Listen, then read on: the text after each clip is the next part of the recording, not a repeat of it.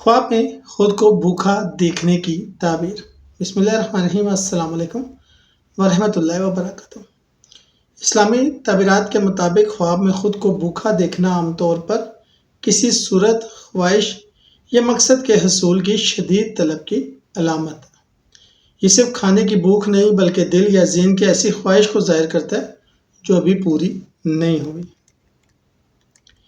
ممکنہ تعبیریں: روحانی بھوک۔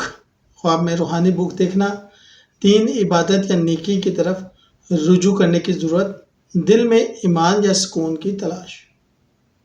دنیاوی ضرورت، مالی مشکلات یا رزق میں کمی کا اشارہ، کسی موقع یا کامیابی کی شدید خواہش۔